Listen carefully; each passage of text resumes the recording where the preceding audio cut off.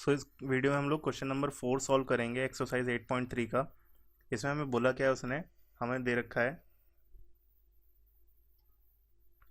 tan a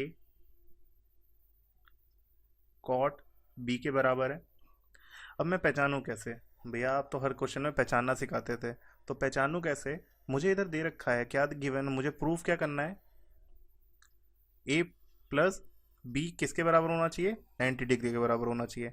अगर मुझे ये प्रूव करना है a प्लस बी मेरा 90 के बराबर है, तो ये सही में ऐसा हो रहा होगा कि a प्लस बी हमारा 90 के बराबर होगा?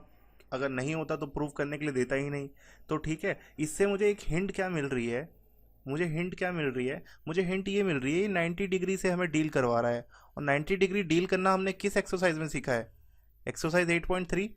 तुमने उसमें देखा भी था, trigonometry ratio with complementary angle. हमने हमारे एक्सरसाइज का टाइटल भी यही था, शायद से बुक खोल के देखना। उसमें उसने बोला था कॉम्प्लीमेंट्री एंगल से हम लोग डील करेंगे इस एक्सरसाइज में, और कॉम्प्लीमेंट्री एंगल ही तो 90 डिग्री होता है।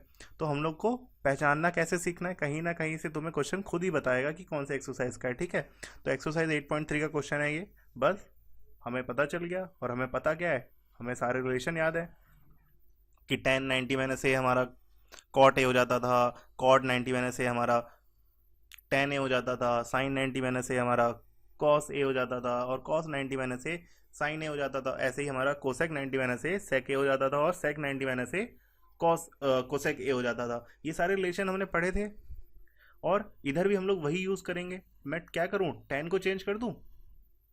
tan 90 माइनस ए मैं क्या लिख सकता हूँ? cot ए लिख सकता हूँ। और एक और रिलेशन क्या पढ़ा था? cot 90 माइनस ए क्या पढ़ा था? tan ए पढ़ा था, क्योंकि ये दोनों अपोजिट रिलेशन होते थे। ये हमने पढ़ा था, किसी एक को चेंज कर दो, आंसर तुरंत दिखेगा तुम्हें। इसमें भी हमारा थर्ड क्वेश्चन की तरह कॉट कॉट कट जाएगा। देखो मैं tan को चेंज कर रहा हूँ, tan को चेंज करूंगा तो मैं tan को चेंज करके क्या लिख सकता हूँ? कॉट 90 माइनस ए लिख सकता हूँ।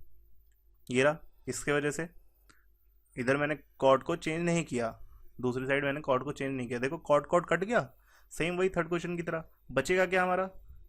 90 minus A equals to B बच गया।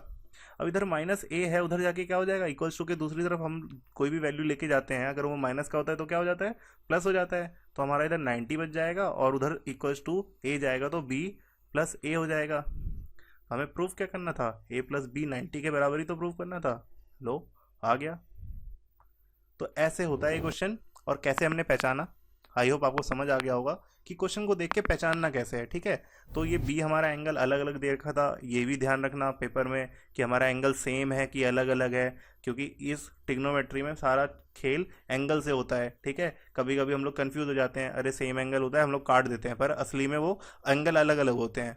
ठीक है, तो ऐसे ही अलग क्वेश्चन करेंगे। पहचानना सीख लिया और करना सीख लिया, और फॉर्मूले में बार बार क्यों बोल रहा हूँ? क्योंकि आपको याद हो जाए। ठीक है,